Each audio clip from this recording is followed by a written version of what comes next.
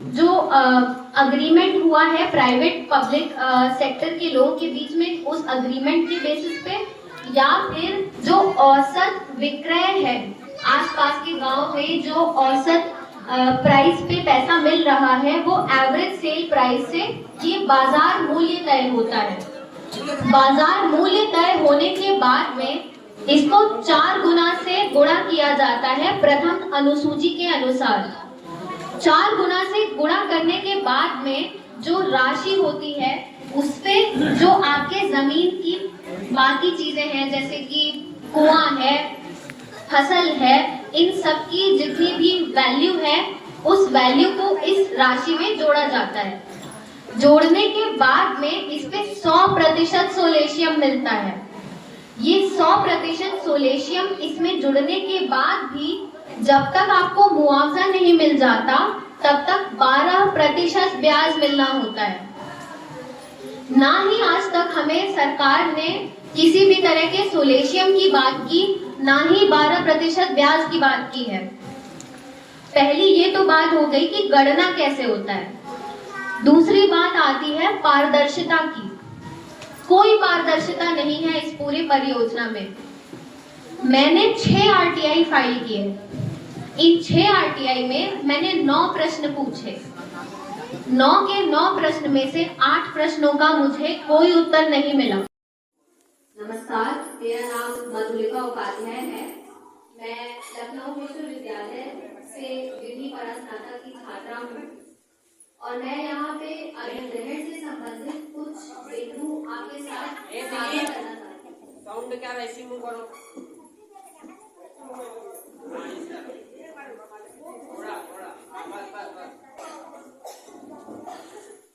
ये 2013 का अधिनियम है।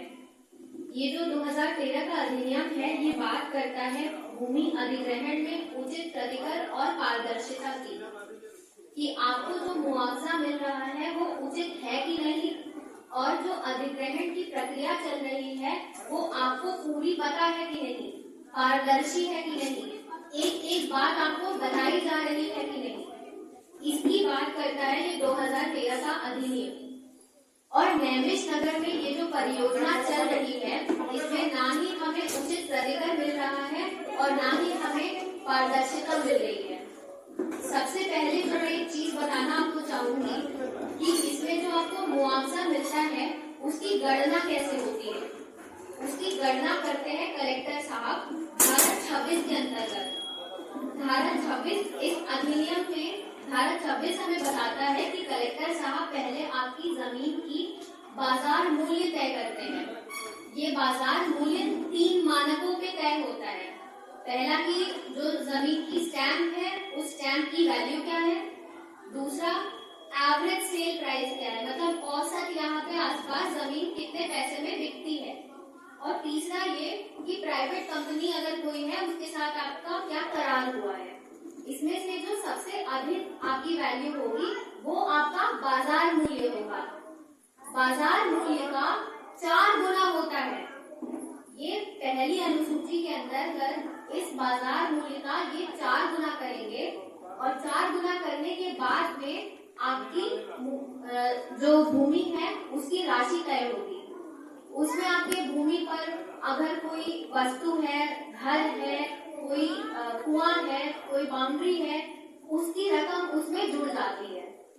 ये जुड़ने के बाद में जो आपका अंतिम मूल्य आया उस पे आपको 100% सोलेशियम मिलता है। 100% सोलेशियम। ये सोलेशियम भी इसके ऊपर आपको 12% ब्याज मिलता है। 12% ब्याज क्यों?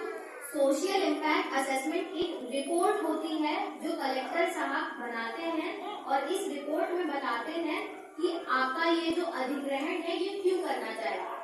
ये रिपोर्ट में प्रकाशित होने से लेके आपको मुआवजा मिलने के समय तक जितना भी समय बीता है उस पे आपको 12% का ब्याज मिलेगा। ये पूरा गणना करने की प्रक्रिया है। इस प्रक्रिया के बाद में आपको मुआवजा मिलता है। क्या ये प्रक्रिया आपके साथ हुई? मैं ये पूछना चाहती हूँ कि क्या जिन लोगों को अभी तक मुआवजा मिला है, क्या उन्हें सोलेशियम मिला? क्या उन्हें 12% ब्याज मिला? क्या आपको आपको बताया गया कि ये बाजार मूल्य उन्होंने किन मानकों पे गणना की है इसकी? आपको कुछ नहीं पता। तो एक तो आपको उचित मूल्य दे नहीं रहे।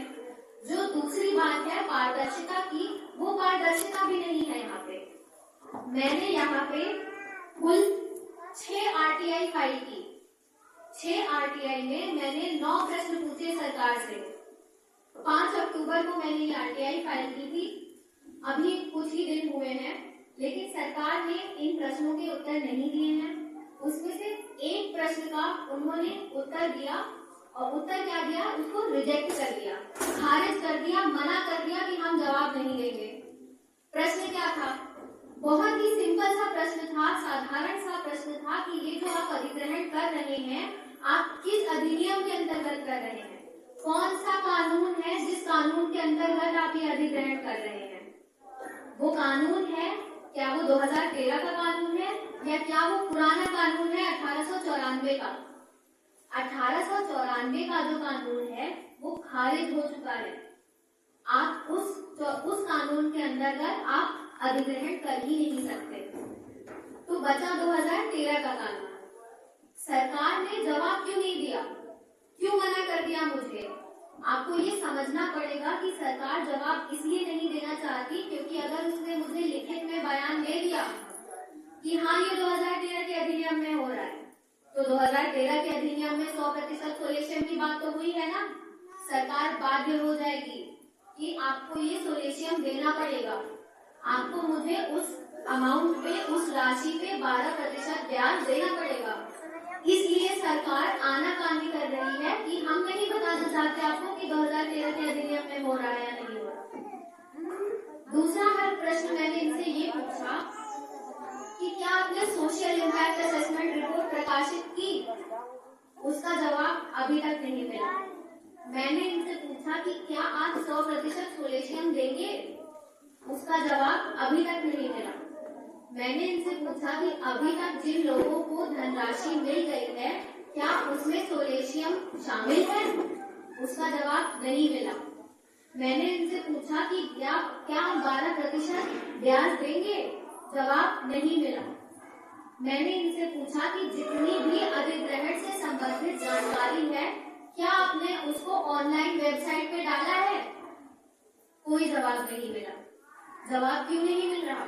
क्योंकि ना एनडीए जवाब देना चाहती है, ना सरकार जवाब देना चाहती है, क्योंकि अगर मुझे लिखित में इसका जवाब मिल गया तो ये बाध्य हो जाएंगे। नहीं दिया तो सरकार के खिलाफ यहाँ पे हाईकोर्ट जाने के लिए हमारे पास अभी भी सारे रास्ते खुले हुए हैं। ये जवाब मुझे नहीं दे रहे तो मैं चुप नहीं बैठूंगी। 30 दिन होते ही मैं अपील डालूंगी, और जब तक मुझे ये जानकारी नहीं मिल जाती कि सरकार कर क्या रही है, मैं चुप नहीं बैठूंगी। मैं ये चाहती हूँ कि आप अपने ये अधिकार जाने। मैं चाहती हूँ कि आप ये जाने कि आपको 100% सोलेशियम मिल सकता है, आपको 12% ब्याज मिल सकता है, और आप अपनी जमीन कौड़ियों के दाम पे बेच दे रहे हैं। क्यों? ये आपकी कर्म भूमि है, मातृभूमि है, ये आपकी जमीन है, आपने उस पर अपना खून पसीना बहाया है, आपने पैसे खर्चा करके उसको जोता है, ये आपकी जमीन है। वो आपको भीख के पैसे देके आपकी जमीन छीन ले रहे हैं। हमें ये भीख स्वीकार नहीं है। मैं ये बताना चाहती हूँ आपको। बाकी आपको किसी भी तरह की विधिक सहायता की आवश्यकता हो तो मैं आपको यहाँ पे किसी भी तरह की विधिक सहायता देने के लिए राजी हूँ। मेरा कार्ड में यहाँ पे कुछ लोगों को देने के लिए तैयार हूँ। मेरी तरफ से आपके लिए कुछ भी हो सकता है, मैं करने के लिए तैयार हूँ। नमस्कार।